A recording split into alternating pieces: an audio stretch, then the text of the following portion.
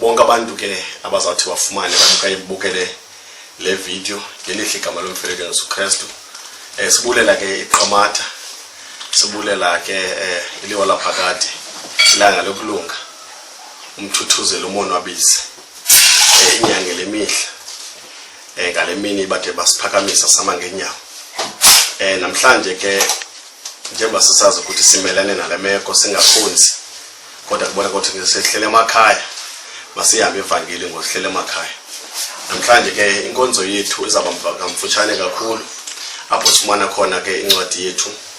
Sifumana incwadi ke kaMateyu 5.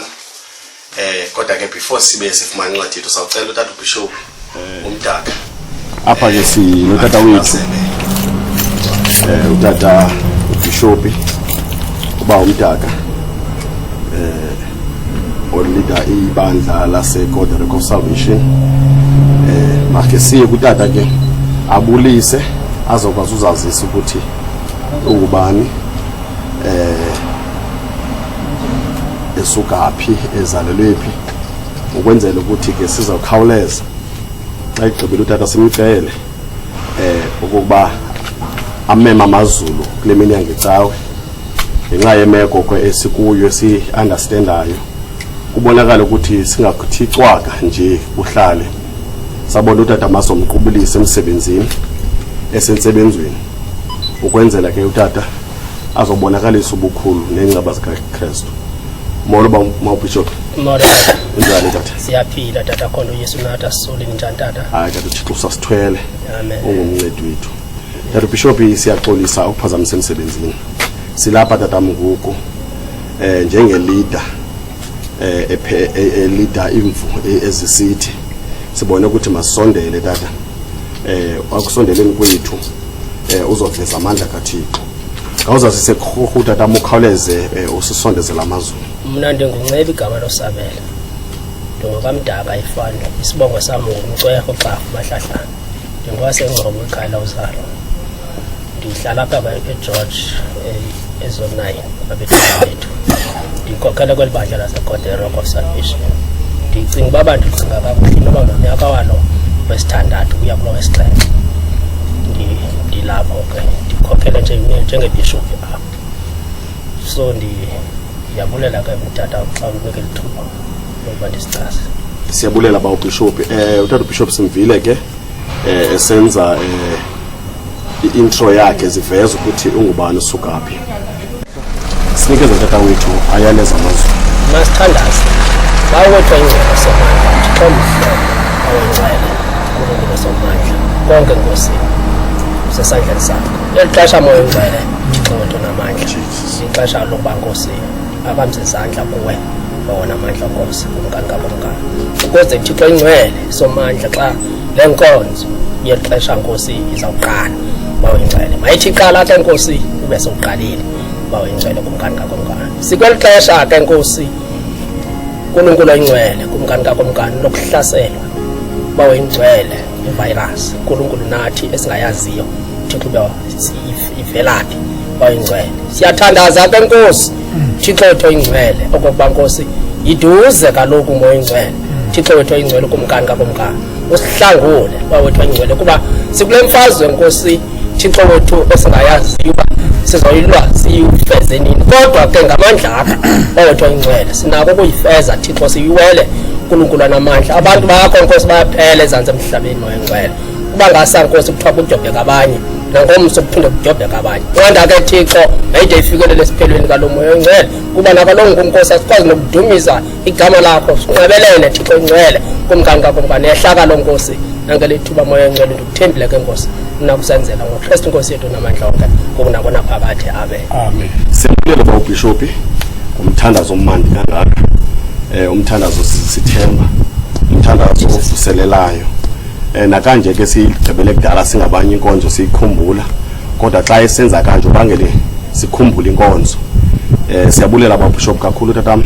Ngoku ke ngosizawunikezela ke umzalwane uGeza asifundele ke ngoku isifundo sethu sombhedesho incwadi kaMatthew chapter 5. Make siye ke kumzalwane uGeza. Mandibulele ke elithubo tata abanika lona incwadi yethu yombhedesho esawuthi sifunde yona kule mini yangeza cawe sayifumana kwincwadi kaMatthew chapter 5 uMateyu 5 isihloko sithi intshumayelo sentabeni abanoyolo. Siqale yavisa ukuqala utheke ukuzibona ihlwele ezo wenyuka indaba waza kuhlala phansi beza kuye abafundi bakhe wavula umlomo wakhe wafundisa isithi banela bangamahlombe ngomoya ngoba kungamamazulu bobabo banela bakhethamileyo bakonwatyiswa bona banela abanobulali ngoba umhlaba udlala ifa bona banela balambele bancanele belungisa ukuhluthiswa bona banela banenceba ngoba bayakwenzela inceba bona banela bahlambuke inhliziyo ngoba bombona uThixo bona banela abaxolisi ngoba kubiza ukuthi ngonyela baThixo bona banela bathiswa ngenxa yebulungisa umamazulu bobabo. Verse 11 ineyelo nexa bethe abantu banincikive banitshutshisa bathetha zonke izinto ezikhohlwayo ngani bexoxa ngenxa yami vuyani icebe kunene bomvuzo wenu mkhulu emazulwini kuba benje njalo abatshisa abaprofeti abekho phambi kwenu.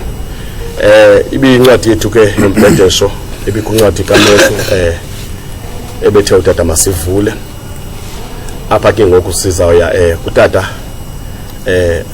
ubawu Archbishop ubawu boy hamba nobawu bishop ngabona ke bazawusihluthisa ekseni nje abona abantu bazawuveza inceba abantu baveza ithemba singabanye ifamily zethu zigcinwe bucala phezulu kwale meko ye COVID-19 kodwa ngokuthemba kwethu uThixo sisazi ukuthi uThixo akanqatyelwa nto owethu uThixo ngaphezulu kwento zonke. Sithi ke nakwezo family zithathela abantu bazo sobeka bucala bangamlahla uThixo bangamlahla uKristu. uThixo uyazibonakalisa njengoba ukwazi bonakalisa kumadoda amathathu xa ifakwe edikeni nomlilo esithi ukumkani ugqibile ngabo kodwa uThixo wazibonakalisa. Ngalomazwi ke nawe sigqibile inkonzo yethu yombhedesho sizawuya straight kutata wethu ozawuthi asinikeze ilizwi lanamhlanje abazawuthi utata wethu bobabini bazawuthetha ngelizwi lethu. Simcele ke utata wethu ubawu Arch seba sifundile incwadi yombhedesho bekufuneka sihlabelele usiyakudumisa kodwa ngenxa yoba sisodwa samcela ke ngomthandazo athandazele lencwadi yombhedesho.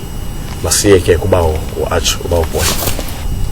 Masthandazo bawengcwele Thixo wethu othandekayo egameni lenkosi Yesu Kristu waseNazaretha siyabulela Thixo sibulela kusasa nje ukufumana ithuba esimnikwe nguwe singene kule mini yanamhlanje Thixo namandla sibulela ugcinwa nguwe Thixo wethu ithi ke bawo sasikhona endaweni Thixo wamisi kuyo sikelela Thixo ukufunda kwencwadi zakho zombhedesho kuze wena Thixo sikelele Nkosi yami lesosho sikuyo Thixo ngaphakade sinathemba ukuthi Nkosi apho Thixo izwi lakho lizawubekwa khona nabazawuthi baliphulaphule Thixo somandla wena ke Nkosi benguwe othatha indawo sebenza Thixo ngokusemfihlakalweni siyazi ukuthi unguThixo okhathalayo unguThixo ongasoze ashiye sethembe wena isandla sakho Thixo masibe phezu kwethu Thixo wamoya ingcwele sikelela ke Nkosi uKristu Yesu Nkosi yethu amen.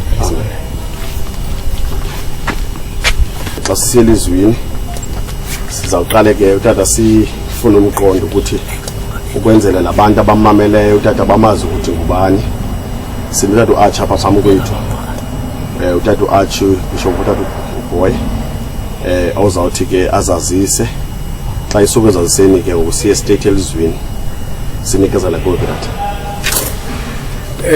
Ndinguthemba Nkosi igama lami kwaBhoyi ifana uMnqarhwane uhlabila uSiduli oyintsabe kumhlaba sobhayi kodwa ke ndilapha eJoji apha eZone 3 eThemba Lethu ndihlala khona kunye nenkosikazi yaseMali yakwaDlamini kwaFakade Oleta Olibele kwaMatikinca kodwa sengumrs Boyo kwangoku. Enkosi. Siyambulela ke utata wethu sivile ukuthi ke intro yakho uzazisile njengoba bekwenziwe ke utata uBishop baumdaka naye utata usivezile singatyanga amaxesha ke ngenxa yoba ixesha sinalo sizawuya elizwini lenkosi esingazi ukuthi ilizwi lizawuphuma kuphi ke utata sinotata ababini apha ndicinga ukuthi utata ke bazawusebenzisana ke lelizwi bobabini baveze nje ubukhulu benkosi masiye ke utata uzosinikeza ilizwi. Masilifumana izwi lethu libhaliwe kwincwadi yomvangeli uJohane isahluko esikhulu sisahluko leshumi linye linesihlanu isihloko sendaba umzekeliso womdiliya wenyaniso abafundi baya kuthiwa lihlabathi sizawubamba isahlukwana sesihlanu ndiyafunda umdiliya ndim nina ningamasebe lowo uhleli kum ndibe mna ndihleli kuye yena uthwala isiqhamo esininzi ngokuba ningekum aninokwenza nto ilizwi ke likaThixo eli makalisikele uThixo ufunda kwalo naphakade. Amen. Asimcela uba uBishop alithandazele. Bawo wethu ingcwele uNkulunkulu somandla Thixo somhle Thixo somhlekazi Thixo somandla izwi lakho linguwe izwi lakho lenhliziyo lakho dala ke Nkosi into entsha kulo nakulowa ehleli njemakhaya abubukele insikelelo yakho mababe insikelelo yakho asikelele wathamsanqilisa khona phakade. Amen.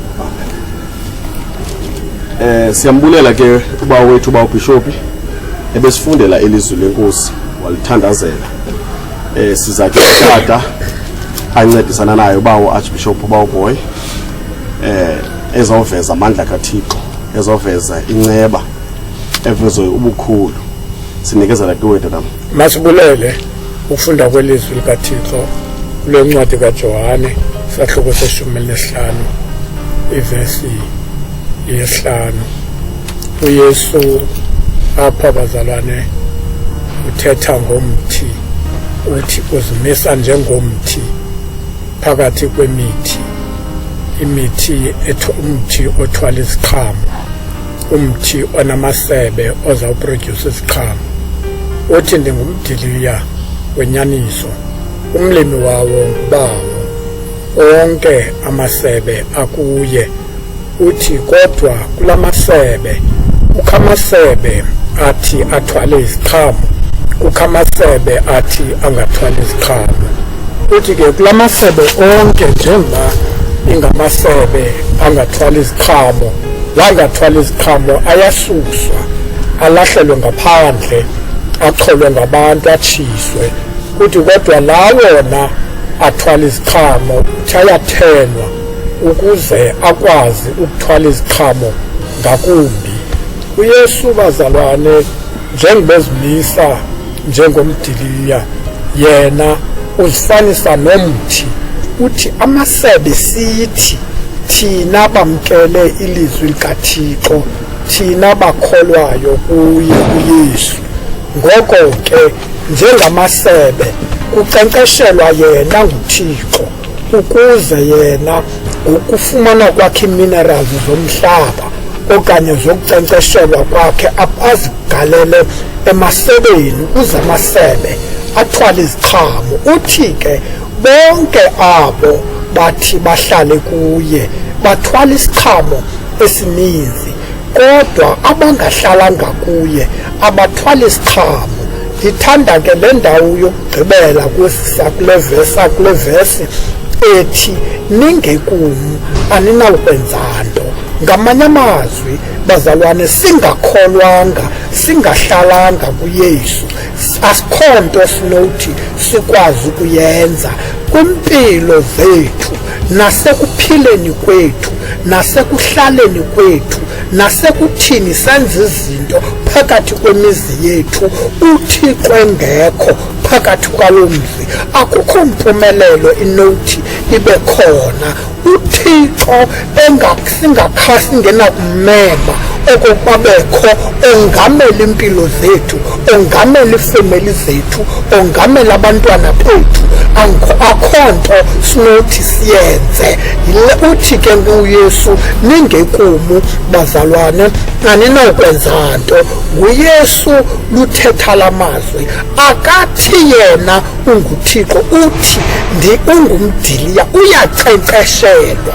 Masikhumbule bazalwane, uYesu kumsebenzi wakhe xa ezabheka eGolgotha okanye ezawubanjwa wacinga uyowuthandaza, ngoba uyayiqonda le meko uba iyimeko enzima for yena, kodwa ukhona umnkcenkcesheli wakhe ozawumane emnkcenkceshela ukuze uYesu akwazi ukunkcenkceshela thina masebe kaYesu.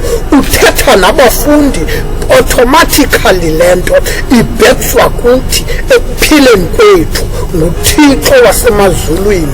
Kule mpilo siphilayo njengaloku nje ekuthiwa icorona, singenayo uYesu asinakuyenza nto, yaye nehlabathi lingenakusondela kuThixo, akho nto linokuyenza. Noba bazalwane kungathunyelwe gqirha abangakanani nabazimchuba buchopho, kodwa uThixo engenawufakwa phakathi kwale mpilo siyiphilayo, ibe nguye oncedisayo ngesakhe isandla. Loo nto ithi sawunyangelwa ilize, kodwa uba thina sihlele ezindlini zethu sivalelekile nje singenakuphuma, masihlaleni ezinyaweni zikaYesu, masimbizeni uThixo, masimfuneni uThixo apha ngakhona. Athi uIsaya, mfuneni esenokufumaneka, mbizeni esekufuyitshane. Umntu onobuntshinga, indoda enobuntshinga, mayishiye indlela zayo ezimbi inamathele kuYesu. Nathi bazalwane akungencedi ukutyholatyholana sithi yeza nobani or yeza nelizwe elithile, kodwa okubalulekileyo kwimpilo esinayo masiyinikele kuThixo. Nawusekhona ekhaya zidibanise noYesu. Sukuphela amandla kule meko siphila kuyo, sukuhlupheka kule meko siphila kuyo. nguThixo wadala izulu nomhlaba, wade wadala nathi. Le mini yanamhlanje ihleliwe njengemini zonke. Ndithetha mna lo nyaka bathi ngunyaka we-leap year, ngunyaka obuhlungu, kodwa uThixo ebewazi lo nyaka okokuba kuthi izabe ngunyaka onzima kwilizwe liphela, ekudingeka ukuthi bonke abakholwayo basondele kuThixo, bonke abakholwayo bapambelele kuYesu, bonke abakholwayo bangaphili ngaphandle kwakhe. Masiphileni sinoYesu bazalwane, masimamkeleni uYesu njengomsindisi, masimamkeleni uYesu njengendoda eyabethelelwe eCalvary ngenxa yezono zethu. Masimamkeleni njengendoda eyatwatyushwayo yaphethwa imivumbo ngenxa yezono zethu. Namhlanje ithi singekuyo asinawukwenza nto. Kuba sinawuhlala noYesu akho nto sinoyenza bazalwane. Ngalo mazwi ndithanda ukuthi kuni nawe usahleli nje ekhaya usenzima, usacinga ukuthi ingaba ndizawuphila intoni na Nkosi yam, ngoba ndisaphangeli, ngoba kusekho mntu ungenisa ukutya endlini. Ukhona uYesu, qaqa ngedolo mhlobo wam, uYesu uza kunceda. Biza yena kanye ngoku kunzima, ukholwa kanye yiloo nto kwileveli ukuyo, yamkela le leveli uphila phantsi kwayo ukuze uYesu akwazi ukukunyusa ngexesha elifanelekileyo. Soza kushiya uYesu, soza kukhanyele, soza kudanise. uThixo nguye uYesu ozawukwenza into yokuba ungene umntu endlini athi nanti icebo lokuphila elililo. Bazalwane bam, ningekumu anenawukwenza nto. Wathi uYesu ngala mazwi, masameleni bazalwane okokubana uba uYesu asinawumbamba ngezandla zethu, athi umbhedesho, rhazulani iintliziyo zenu zingabi zingubo zenu, niguqukele kuYehova uThixo, ngoba yena unenceba, unofefe, uqumba kade, unobubele obukhulu, usizi ngobubi, ngoba kuyinkosi uThixo wethu kukho ezozibeleke ezinoba sibangela into yokubana uba singasondela kuye, uba singanamathela kuye, uba singahlala kuye, uba singaphila yena, uba singathi ukuthethwa kwethu kube yimpiliso, uba singathi ukwenza kwethu kube yimpiliso ngamandla kaYesu, iyasibangela into yokuba loo nto singekuye singasweli into. Ngalo mazwi bazalwane, masanele, masimthande uThixo njengomsindisi nomfeli wethu ngoKristu umkhululi inkosi yethu. Amen. Masimbulele uba uArchie ngamazwi enkuthazo, ngamazwi amandi kangaka ebonakalisa ubukhulu nenceba yenkosi. Masiye ke kuba uBishop njengabantu ke abasebenza bobabini kule nkonzo yethu sina namhlanje. Tata uBishop kawushwangatele tatam, usivalele ilizwi singatyanga xesha nali lizwi elitsho kamandi obulifundile tatam. Ufuna uthi mhlambi kubantu abahlele endlini, kubantu abahlele bephelelwe lithemba, uthi amazwi ethemba kusivalele ilizwi lethu tata. Amen tata. Archbishop ugqibile koko nje kukuthi lapha ekhaya usahleli nje wazi ukuthi Jesus thivesi kabawo ningekumo ninokwenza nto. Yibani kuThixo abazalwane, seyimeko ingavumi, sele kungekho kudla, sele usalindile ekhaya okokuba ikhona into engeza mhlawumbi ayidivise, kodwa hlala ulindile ekhaya, hlala kuThixo, hlala kuThixo mzalwane, hlala kuThixo, hlala ithemba lakho likuThixo. Kuba ungekho kuye uThixo akho nto unokuyenza. Iyakufana nethayara lemoto eliphelele nje, nanzi into esiyimisayo sasanjiko nesibeni kuThixo bangcwele.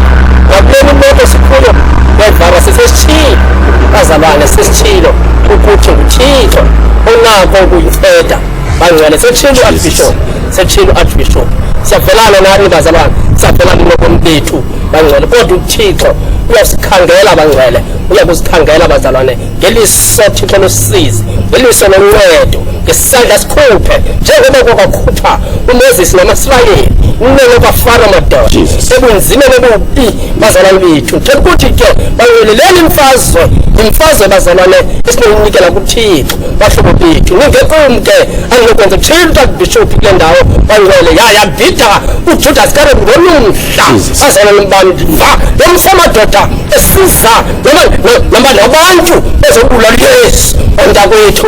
Ithi uncwadi kaThixo akumjonga uYesu wathi Judas ukhonga ntoni kwabantu bengamcingelanga bantwana bendlu kaThixo, hlobo zami ezithandwa ilizwi. Kanti ngalo lonke ixesha akekho kuYesu bantakwethu ngoba bebengekho kakade kwasekuqalekeni. Ithi uncwadi kaThixo wayengumntana kakade womjabalalo bantwana bendlu kaThixo. Ndizama ukuthi ke yibani kuThixo ningekum akho nto nokuyenza. Simvesibheka kundlu amadoda amakhulu esiyabonakala uba ndingethi igazi engenetyala athatha amadoda athi hamba umke kuthi ngoba asinanto ukwenza ngale nto. Ithi incwadi kaThixo wemka wehla lomfo wabheka kumthi wakuzithoma ngoba kekho inene kuThixo. Uyani bantakwethu nobe besesimkile kuThixo, uyani bantakwethu nobe sesimkile kuThixo. Mhlawumbe uyoba nontseba ngathi bantakwethu masivale ilizwi. Siyabulela ngoKristu inkosi yethu umfelo wethu wangale elizwi lingangena lidale lisebenze enhliziyweni zethu, lisebenze engqondweni, lisebenze ekuhlaleni kwethu. Ulapha ekhaya uthemba uThixo, ulapha emsebenzini wendawo kuyo mntakwethu wemeko ujongene nayo themba uThixo, sikelele ufunda kwezilwayo ukushunywa ngokunaphakade. Amen. Siyambulela ke uArchbishop, siyambulela kakhulu satshe sava kuphinde ngathi sukile lapha emagxeni. Siyambulela uThixo ngani botata bam, siyambulela uThixo ngani xa sizawuvala ke inkonzo yethu ngenxa yemeko yexesha esingenalo. Tatam simvile uba uBishop uvalile ilizwi, ngoku sifuna usiyaleze kuThixo siyayivala le nkonzo, usivalele le nkonzo. Uthi kuThixo ekuqaleni sibe simeme yena sathi makasithwale, wenza ngoko ke xa sigoduka secela kayena. Sivalele ke phambi lenkonzo namhlanje. Babo ingcwele Thixo othandekayo egameni lenkosi uYesu Kristu siyabulela Thixo wam, sibulela ubukhulu benceba yakho, sibulela wena Nkosi usithwele Thixo wethu wazosibeka kule ndawo, nakaloku nje ke Thixo kufikelela ixesha Nkosi okokuba sibuyisele umsebenzi wakho kuwe, nathi sizohamba Thixo endleleni sicela ukufihlwa nguwe ke Thixo wam.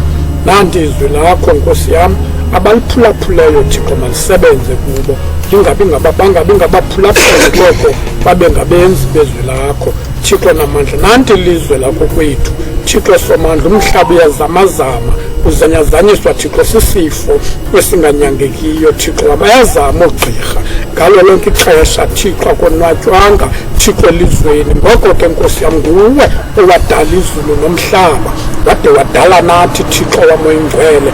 Ngoko ke Nkosi, ngenelela Thixo wam, ukuze wena ube nguwe umphilisi nomsombululi Thixo weli lizwe, wesisizwe Thixo simnyama nesimhlophe sitshabalalayo Thixo namandla amakhulu. Sincede Nkosi, bantwana bakho baxhalabile Thixo wam, imizi ngemizi, akho mntu waziyo kokuba kusasa kwawusa Thixo lakutshona ilanga ifikelele kubanina, kwakusa Thixo ngubanina Nkosi yam. Ngoko ke Thixo khawungenelele Thixo wam, kwanele Nkosi bawo, kwanele Thixo somandla, kwanele Nkosi, kwanele Thixo wam oyingcwele, kwanele bawo, kwanele Thixo olungileyo. Sivile Nkosi, sivile Thixo bangapha, sithi Thixo wam sibe gwenxa phambi kobuso bakho, sithi uxolo Thixo semazulwini, uxolo Thixo sincede sihlangule nabantwana bethu Thixo esizawubashiya abanye besebancinci ngenxa yesisifo Thixo. Iicawa zakho zivaliwe Thixo, zivaliwe Nkosi. Nceda Nkosi, susa Thixo lilifu phezu komzontsundu naphezu komzomhlophe Thixo wam oyingcwele, ukuze Nkosi yam kuvuleke icawa zakho. Abantu bakho Thixo, uSathana uyavuya Thixo, uvuyela ukuvalwa kweenkonzo zakho Thixo namandla amakho. Nceda Nkosi, ngoba abantu bakho bazawuphazama Thixo wam ngenxa kaSathana. Sincede bawo, sikelela Thixo le nkonzo Thixo, ithamsanqelise kwegameni lenkosi Yesu Kristu waseNazaretha. Amen. Siyambulela ke utata wethu bawo-Arch, siyambulela utata wethu bawo-Bishop. Kule nkonzo ke inkonzo yemvuselelo ekuseni evuselela ithemba kuthi sesihlele emakhayeni ethu. Apha ke asibe singazanga ukuzoveza amabandla ethu, kodwa otata bazoveza amandla kaThixo. So siyababulela ke kule mvuselelo. Sicela ukuthi ke labantu abamameleyo okanye abazayifumana le clip ezawundanda kwindawo zonke, uThixo angasinceda njengotata betshilo. Siyambulela ke bawathi ngomsebenzi omhle kangaka othe notata uBishop uThixo walithwalisa. Ke singamcela uThixo asincede simane ke amathuba afana la siwasebenzisi. Siyazi ukuthi ke akumandanga because otata bethu babhizi baxakekile. Besithi nabanye sizabafaka qha ngenxa yemeko ke yale meko ye-COVID-19. Funa ukuthi sizama uqwalasela amanani nakwindawo esikuyo.